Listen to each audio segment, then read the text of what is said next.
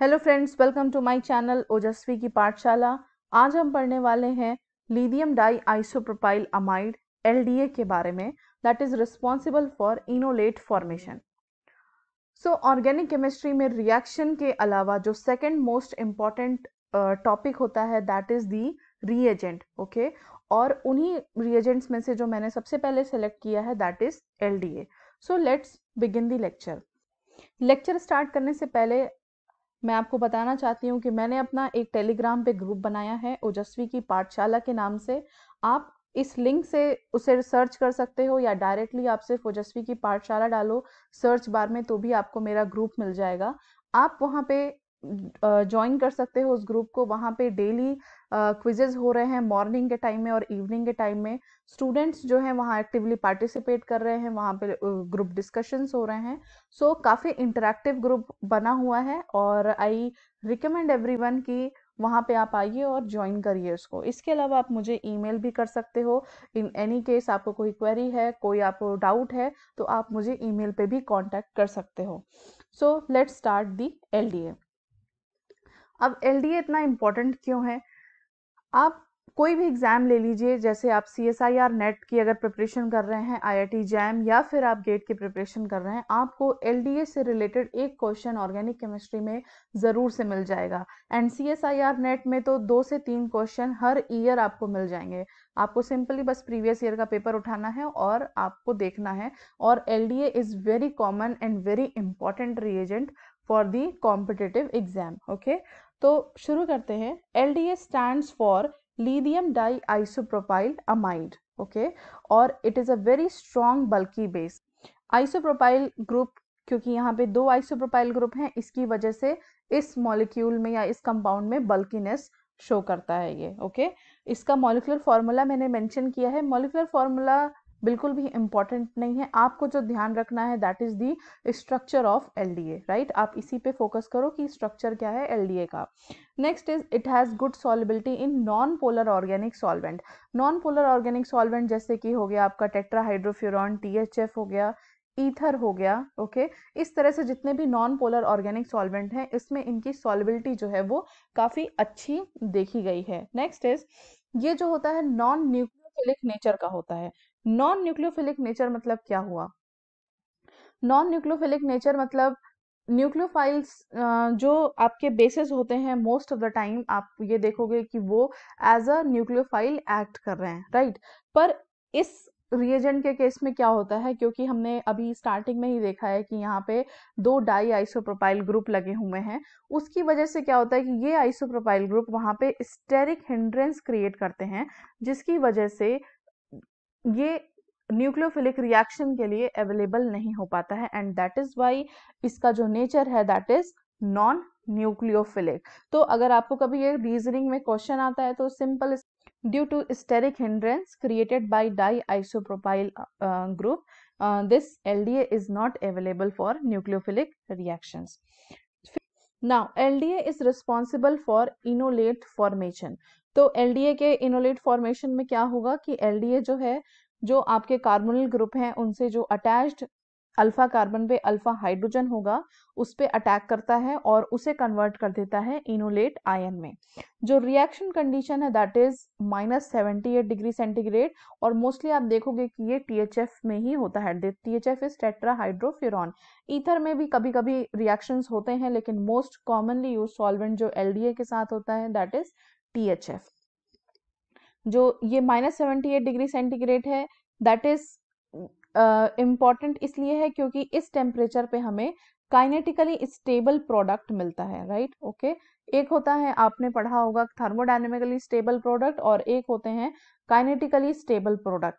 तो kinetically stable product जो है वो आपको -78 डिग्री सेंटीग्रेड पे मिल रहा है। बाकी अगर आप रूम टेम्परेचर पे जाओगे तो आपको थर्मोडायनेमिकली स्टेबल प्रोडक्ट मिलेगा। तो LDA के केस में हम काइनेटिकली स्टेबल प्रोडक्ट पे ही फोकस करते हैं। उसके बाद नेक्स्ट क्या है कि इसमें LDA के रिएक्शन के लिए 2 कंडीशंस बहुत इंपॉर्टेंट हैं।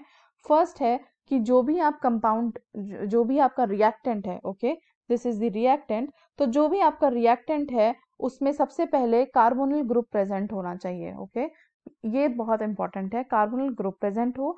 And second most important thing is that कि वहां पे अल्फा हाइड्रोजन प्रेजेंट होना चाहिए। ओके, अल्फा हाइड्रोजन प्रेजेंट हो। तो अल्फा हाइड्रोजन क्या होता है अगर आपको नहीं पता है, तो किसी भी कार्बोनिल ग्रुप के जो एडजेसेंट कार्बन होता है उसको हम बोलते हैं अल्फा कार्बन। और इस अल्फा कार्बन से जो भी हाइड्रोजन अटैच्ड होगा, this will be known as alpha hydrogen, right. तो आपको कभी कुछ ऐसे रिएक्टेंट्स भी मिल सकते हैं जहां पे कार्बोनिल ग्रुप पे अल्फा कार्बन तो प्रेजेंट है, लेकिन वो अल्फा कार्बन डिफरेंट कार्बन से ही सब्स्टिट्यूटेड है, मतलब वहां पे कोई अल्फा हाइड्रोजन नहीं प्रेजेंट है। तो इस तरह का कंपाउंड जो है वो आपको एलडीए के साथ रिएक्शंस नहीं देगा।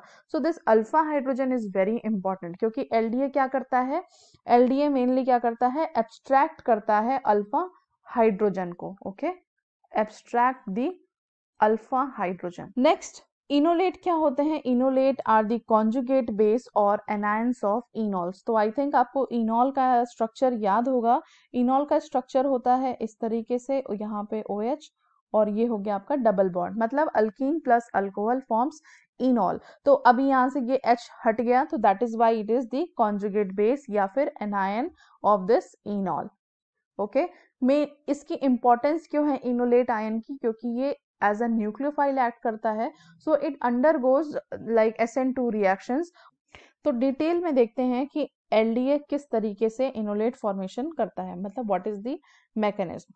उस मैकेनिज्म को देखने से पहले कुछ पॉइंट्स हैं जो आपको पता होने चाहिए कि एलडीए एब्स्ट्रैक्ट करता है हाइड्रोजन को from less substituted alpha carbon. क्योंकि कोई कार्बोनिल ग्रुप प्रेजेंट है तो उसके दोनों साइड अल्फा कार्बन हो सकता है, राइट। तो अब कौन से अल्फा कार्बन से वो हाइड्रोजन को एब्स्ट्रैक्ट करेगा? तो इसके लिए एक सिंपल सा रूल है कि हमेशा जो लेस सब्स्टिट्यूटेड अल्फा कार्बन है ये वहां से हाइड्रोजन को पिक करेगा। Next point is it gives the kinetically stable product. And the third, जो इनोलेट आयन फाइनली बनते हैं that undergoes the SN2 reaction.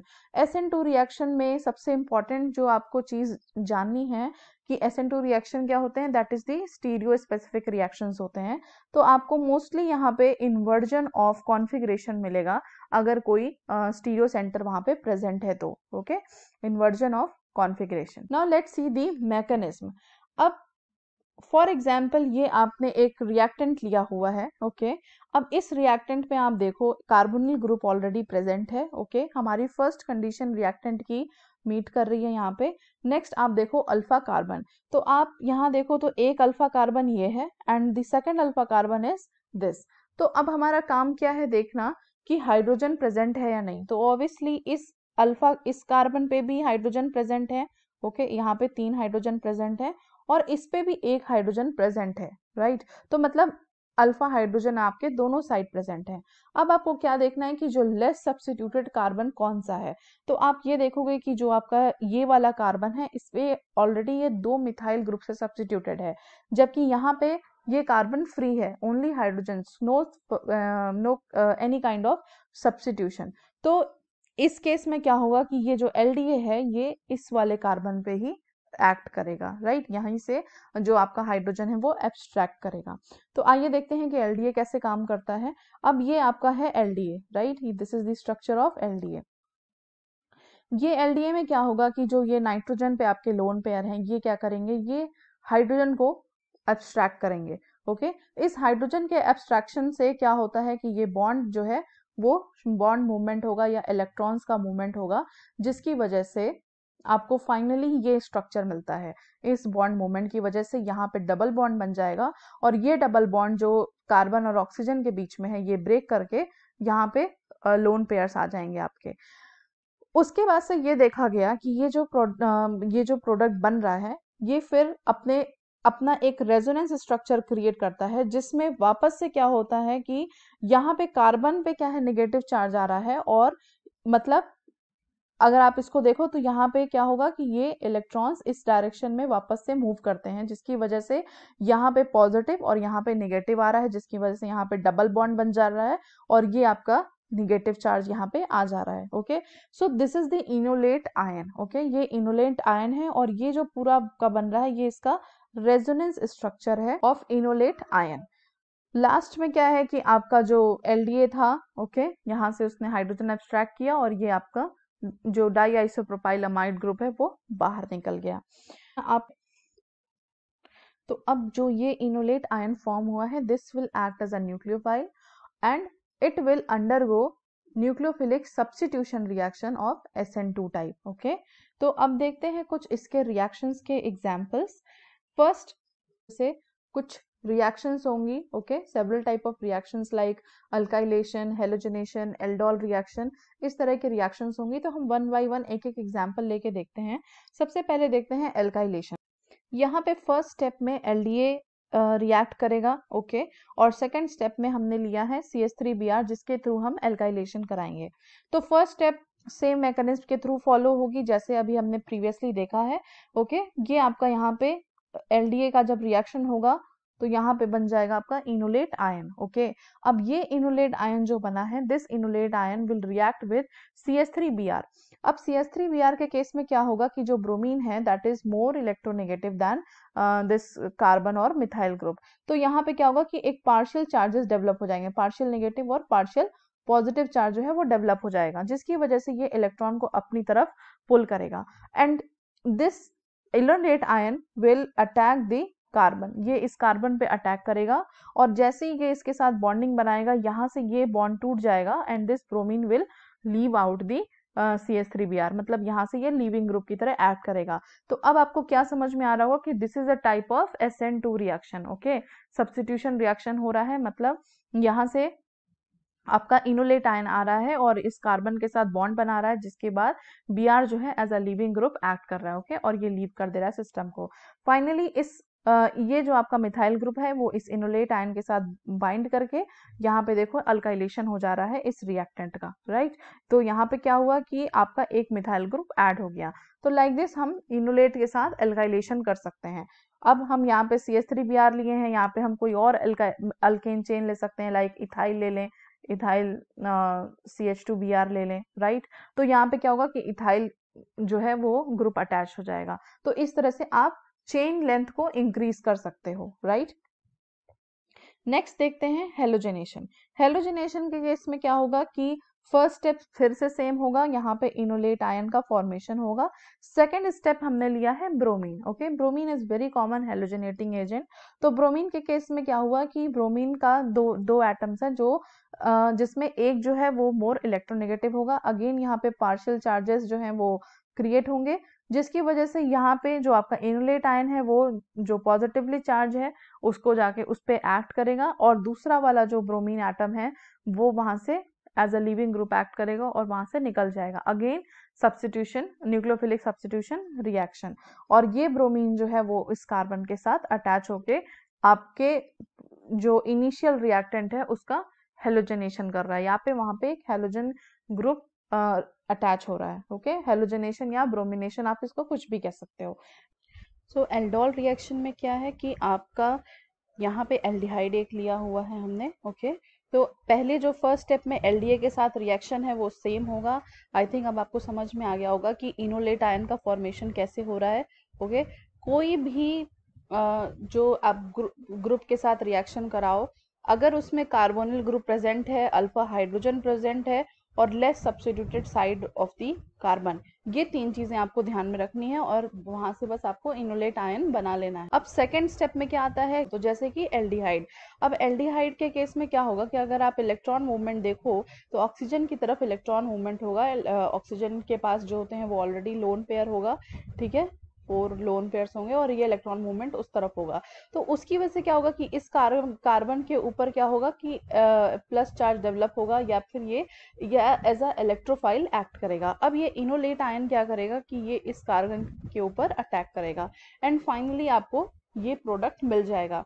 तो आई थिंक अब आपको काफी अच्छे से क्लियर हो गया होगा कि ये कैसे बन रहा है।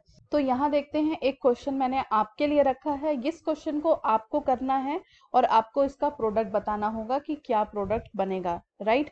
इसमें आपको मैं एक हिंट दे सकती हूँ, वो ये हिंट होगा कि अल्फा हाइड्रोजन कहाँ है। अब जैसे कि देखो कि ये आपका कार्बोनिल ग्रुप प्रेजेंट है। ओके, तो अब कौन कौन सा कार्बन जो है वो अल्फा कार्बन हो जाएगा, ये कार्बन हो गया और आपका ये कार्बन हो गया।